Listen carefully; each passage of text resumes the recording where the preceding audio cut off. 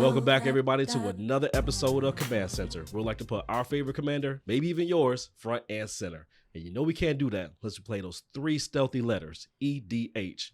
What does it stand for today, Hadoken? That's cool. Y'all don't know. It's disappointing, but I'll tell you.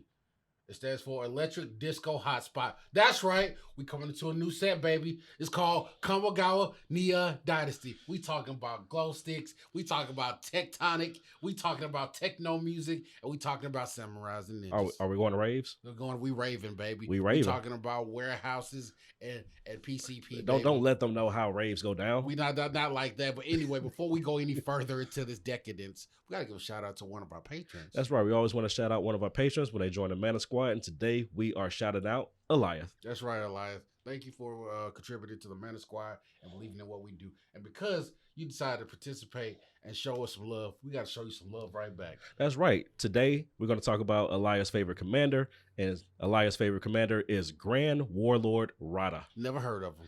Ooh, okay. So there was a Rada, and there was a Rada. And there was a Rada. I just playing. If y'all not familiar with Chowder, you guys are lost. All right. So Grand Warlord Rada. There were actually 3 Rada printed. This is the 3rd iteration. Okay. This one is 2 and Gruel. It is a 3/4 elf warrior.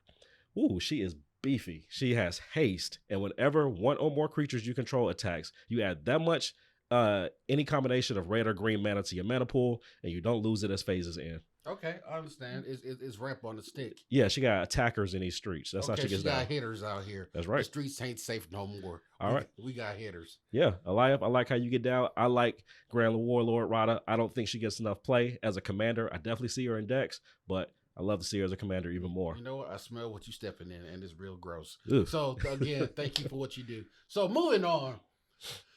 We saw this set. We started building decks. And of course, you know, we're going to have a gameplay coming up shortly, especially with new Kamigawa legendary creatures. Of course, I'm going to win. Spoiler alert. I already know that's going to happen. We didn't even play yet, and I know this. But we were looking at some cards, and we was like, this set is a little, game recognized game. And this set is a little unfamiliar. Really? But, we did notice with some cards in here that could possibly be some bangers. Yeah, we always point out the bangers in every set. I personally think there's a lot of good cards in this set. Definitely appeals to the artifact artificers out there, your artifact scientists. Okay, soapbox time. Me on it. Okay, let me explain. This is a Brea and Atraxa release deck. That's all it's for. Yeah. Brea and Atraxa. Yeah. And slide in when you need to. Brea-Traxa. Right? Oh, you said this was what's this? Kamigawa? It's Kamigawa. It's Neon Taxa. So as we go through this list, we're gonna give you our top 5 choices. These are not in any particular order, but of course mine are gonna be better than his. But I'm always a gentleman. Said if you don't mind, go ahead and go second. My first pick is going to be, of course, March of the Burgeoning Life. What does that do? First of all, it's an instant. Mm-hmm. It's green and X. All right, so it's already overpowered. It's already overpowered. We moving mountains with this. As an additional cost to cast this spell, you may exile any number of green cards from your hand. This spell costs 2 less to cast for each exile card. Now, what happens is you pay this, you pay your X, and you go get a creature and put it on the battlefield. I love this because this is one of the best combat tricks in the game. Forget exiling your creature. Forget all that. I can go get a weapon just in case. Case in point, there's a dinosaur out there that says destroy all non-dinosaurs. So you can be coming at me for the finish your blow. I say, hey, hold your horses. I pay 7, go get him, put him on the battlefield. You ain't attacking with nothing. Oh, wow. You see what I did there? You see what I did there? Yeah. What you got over there? Green is good at digging into your deck and throwing out big, beefy creatures. Mm-hmm. And there's also, as Red Foreman, my mentor, likes to do, it also likes to put that foot in that behind. That's right. Love Red Foreman. All right. Also scared of him. My first pick, we're going to step into a little box. Come into my box, if you will. Not exactly a soap box, but it's a mirror box. All right. You might be wondering, what is mirror box? Mirror Box is a 3-drop artifact that says the legend rule doesn't apply to you. I like any card that says it does not apply to me because I don't obey any rules. I don't even obey stop signs. That's right. Sid likes to drive 45 into 55. He Yeah. also doesn't wear his seatbelt and won't honk his horn that people take too long. That's right. I'll take extra napkins at the Chinese spot when I'm not supposed to. If you look at his draw, nothing but Taco Bell packages. That is a lie. That's just that unruly. That is a lie. Okay, sorry, that's my draw. I apologize. But anyway. There's a little bit more. Each legendary creature you control gets +1/+1, and each non-token creature you control gets +1/+1 for each other creature you control with the same name. So it's like it's Sakashima. There's another artifact. Coat of Arms. Well, yeah, it's Coat of Arms. A little bit of Coat of Arms. Not as powerful, not as strong, but it's getting there. It's getting there. Okay. And there's of course the other artifact 5-drop that says that the legend rule doesn't apply to you. So this would probably be a cheaper version of that. And I think this was definitely needed because there are definitely legendaries that need to be copied in these streets. That's right. I understand. You know, for the first time, Sid actually made a good night. It's still just as terrible as ever. You know what? Whatever. Let me save y'all with my next pick. Okay. This one is a personal pick. It might not even be that great to y'all, but, you know, I don't care what you think because I have my own personal desires for this card. It's called the Prodigy's Prototype. What does this do? Basically, it's Azorius in 1. It's a 3-drop. Mm-hmm. It's a vehicle. It says whenever one or more vehicles you control attacks, create a 1/1 colorless pilot creature with a token that says this creature crews vehicles as though it's power 2. It's crew 2. Okay, you use vehicles? Well, that's not the reason why. Okay. This is going to be a Gundam deck. And yes, it is creating Gundam pilots. And when I create this deck, it's going to be every pilot I create is going to have their own special names. Whether it's Duo Maxwell, Choa Barton, Catcher Rababa Winner, Hiro Yui, and Domo Kashu. You know there's another... Zex Marquise. That's right. I'm going to build a Gundam deck, and this is going to be one of the centerpieces. I'm sorry, you make him clear you. There's another, actually a legendary creature that does this. Yes. So this is going to be a part of it. It's going to be part of the Gundam deck. Okay, cool. Gotcha. Oh, man. Gotcha. What you got over there? All right, so I guess you finally get to fulfill your Gundam fantasy, so you can stop texting me about that in the middle of the night. Well, you don't understand. I mean, the Endless Waltz was a masterpiece, and anybody who says so is just wrong. It disagrees is just wrong. Yeah, I can't fight him on that. My next pick. Okay. Whew, okay, so you remember in old Kamigawa, we had these dragons, right? Mm-hmm. All right, it's five cycles of dragons. Oh, man, were they terrible? Except for Kakusha.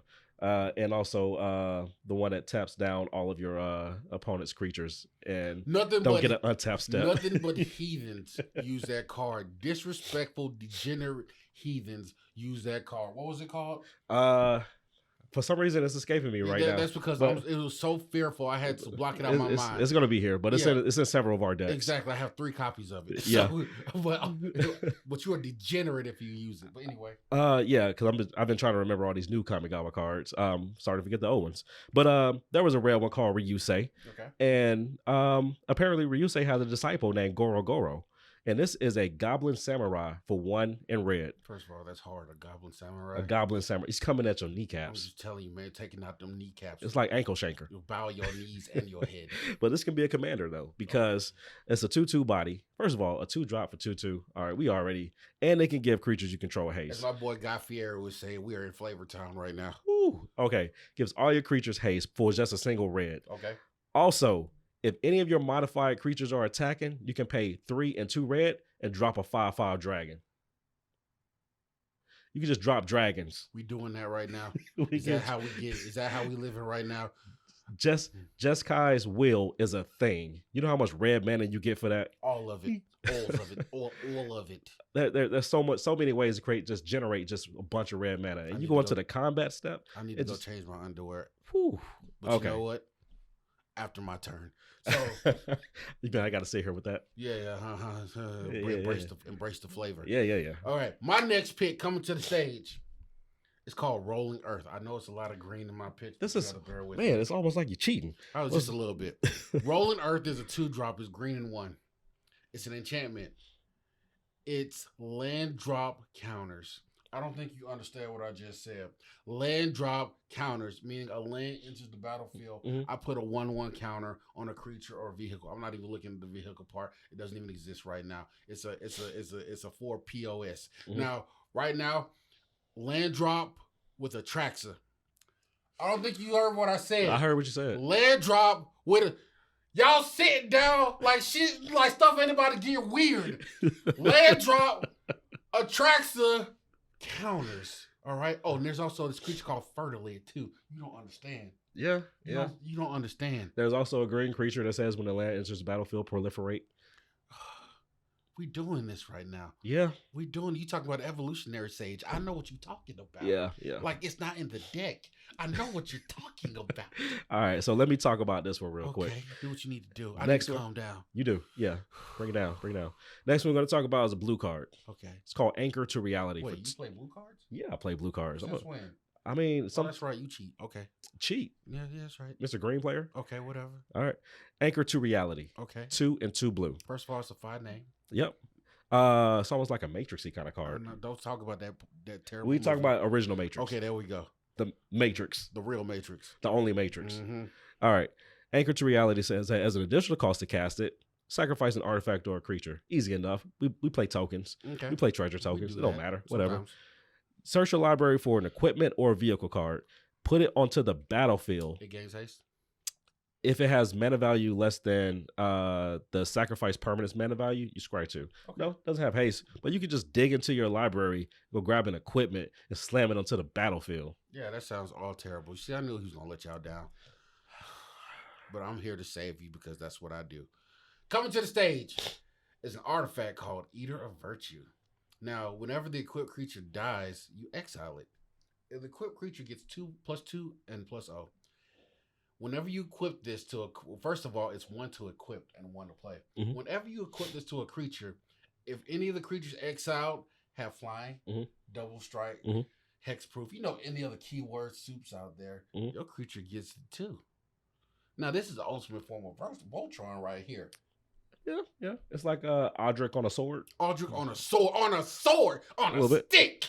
Literally. It's gonna beat you. Literally a stick. It's gonna beat you. Yeah. Or cut you. Cut you so bad, you wish I never cut you, man. Cut you, man. All right. My turn. Okay. Save this S show. Hidetsugu is a creature in this set. Matter of fact, it was a creature in the old set that when he tapped, he dealt half damage to everybody's life total, and everybody hated that because you just half my life just by tapping this creature.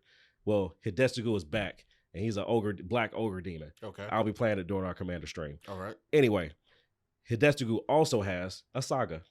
Not all sagas are bad in this set. Yeah, a lot of them. I don't even really want to focus on the face side of this. Let's just get to that back side. Get to that booty. Yeah. Well, lore number 2 or chapter 2, exile all graveyards. That's always great. We also need more graveyard hate. Well, you're getting the first one that gets rid of the tokens, aren't you? Destroy each non-land permanent with mana value 1 or less. Yeah. Soul Ring, gone. All treasure tokens, gone. Yep. All your favorite boxes, gone. Yeah. You know what? This might not be bad on the face. Exactly. Okay. Let's flip to that backside. That booty.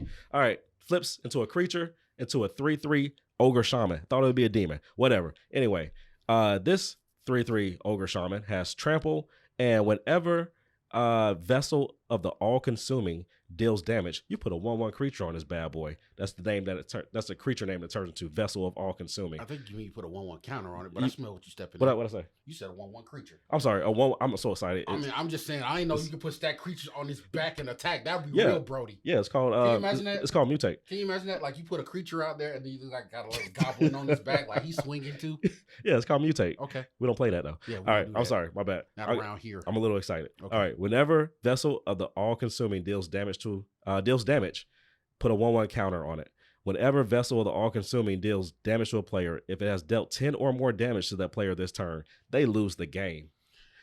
Do you know how easy it is to buff a creature to do 10 damage? You just need to buff it up 7 more. That's it.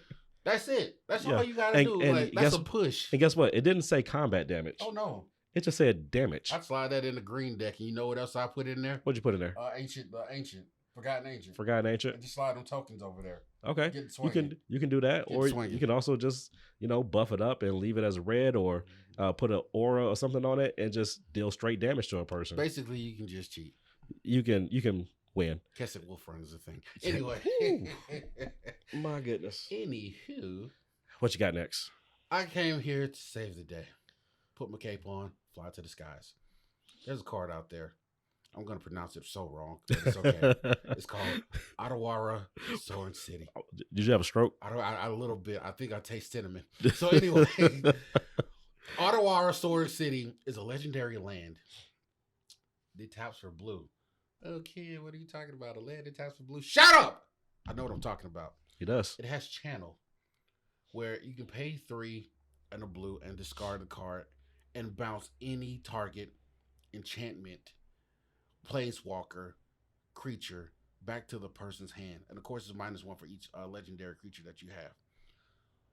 You talking about combat tricks of combat tricks. So when somebody out there doing that maniacal laugh, oh, my turn, I'm about to, my planeswalker, you ain't about to do nothing.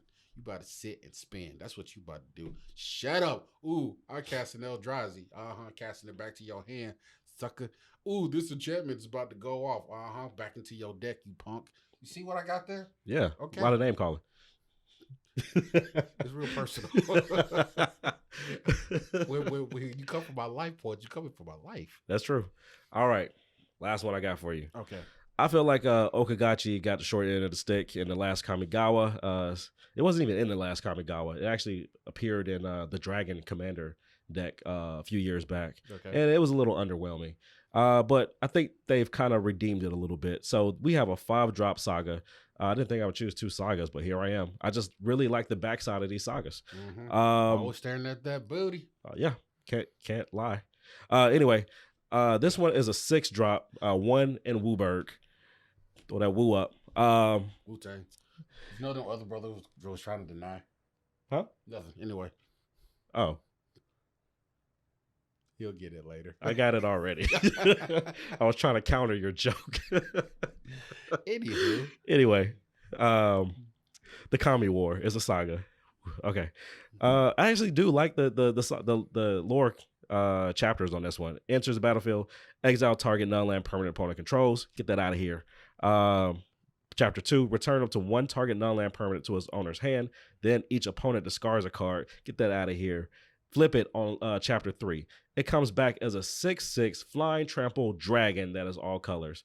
And when it attacks, defending player chooses a non-land card in your graveyard. Return that card to your hand. Just digging in trash and getting your stuff back. Mm-hmm. When he return a card to your hand, Okagachi gets +X until end of turn, where X is the mana value of that card. So he gets buffed and he gets a card back for you. Oh man, this card sounds very boring. What? Oh man, that's how you want to end it? That's how I'm going to end it, man. Jesus. Okagachi got redeemed, man. Okay, whatever. Jeez. For 6 mana, I'd hope we do a lot more than that. But maybe there's some cards in this set that from my list that that you pretty much love to have. And if that's the case, please all hop on down into our affiliate link at the bottom of TCG.